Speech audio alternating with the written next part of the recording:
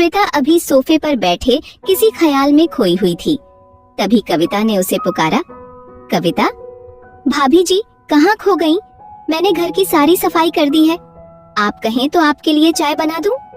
श्वेता, हाँ, बढ़िया सी चाय बना दे और अपने लिए भी बना लेना। कुछ ही देर में कविता चाय बनाकर श्वेता के पास आकर बैठ जाती है। कविता, भाभी जी क्या सोच रही हैं? आप आज बहुत उदास दिखाई दे रही हैं। श्वेता, कविता, कभी कभी किसी इंसान की अहमियत उसके बाद समझ में आती है। माँ जी को गए अभी 2 महीने हुए हैं। उनके सामने मैं कितनी बेफिक्र थी। कविता, लेकिन भाभी आपकी सास तो हमेशा आपको डांटती रहती थी। श्वेता, बस यही बात तो आज उदास कर देती है। आज न कोई डांटने वाला है न कोई रोकने टोकने वाला, लेकिन अंदर कितना सूनापन है ये तू नहीं समझेगी। श्वेता ने अपनी सास के अंतिम समय में उनके पास बैठकर बिताए पलों को याद करते हुए श्वेता ने कविता से कहा, तुझे पता है उन आखिरी पलों में मांझी ने मुझसे क्या कहा? उन्होंने अपनी परवाह न करते हुए मुझे अपना सब कुछ सौंपते हुए कहा, बेटी ये सब अब तुझे संभालना है। और हाँ, अब मैं नहीं रहूंगी टोकने के लिए, घर को संभाल कर चलाना। श्वेता ने आगे कहा, यह सुनकर मुझे ऐसा लगा जैसे मेरे सर से छत हट गई है और मैं अब यह सब कैसे संभालूंगी। उस दिन से आज तक सब कुछ संभालने की कोशिश करती हूँ, लेकिन कुछ न कुछ छूट जाता है। यह कहकर श्वेता रोने लगी।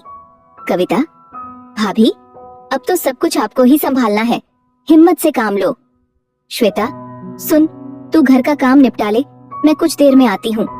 श्वेता घर से निकलकर ऑटो लेकर सीधा बैंक पहुँच जाती है। बैंक पहुंचकर वह लॉकर खोलने पहुंच जाती है। वहां पहुंचकर वह अपनी सारी ज्वेलरी को छू कर देखती है, जो उसे उसके पिता ने दी थी और जो अंतिम समय में उसकी सास ने दी थी। श्वेता उन्हें छूकर अपनी सास को पाने का एहसास करती है। जिस ज्वेलरी को एक बार पहनने के लिए अपनी सास से वह बार बार तकरार करती थी, आज वह हमेशा के लिए उसके पास है, लेकिन उसे वह ज्वेलरी फीकी लग रही है। अभी पिछले साल ही की बात है।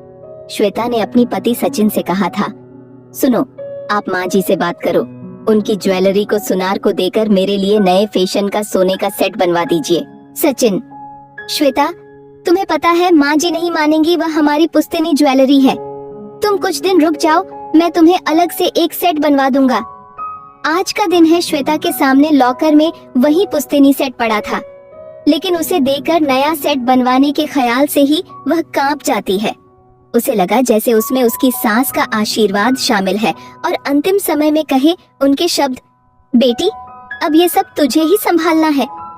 इन सब बातों को सोचकर उसकी आंखों में आंसू छलक गए।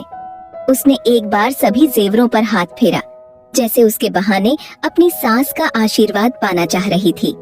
उसके बाद लॉकर बंद करके घर आ गई। शाम को सचिन जी घर आए तो श्वेता ने उन्हें सारी बात बताई।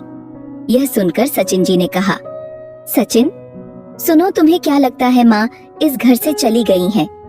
नहीं, वे अपना एक अंश तुम्हारे दिल में छोड़ गई हैं। अब तुम कोई भी फैसला इस घर के लिए लोगी तो तुम्हारे दिल में बैठी मेरी माँ तुम्हें गलत फैसला लेने से रोकेंगी। बुजुर्ग ऐसे ही होते हैं, जब तक रहते हैं हमें जिंदगी जीने के सही सलीके सिखाते रहते हैं। उनके न रहने पर वही सलीके सीखने के लिए जिंदगी भर ठोकरें खानी पड़ती हैं।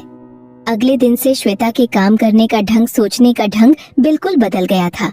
एक अलग सा बड़प्पन उसके अंदर दिखने लगा था। आपको ये कहानी कैसी लगी? कमेंट में जरूर बताएं।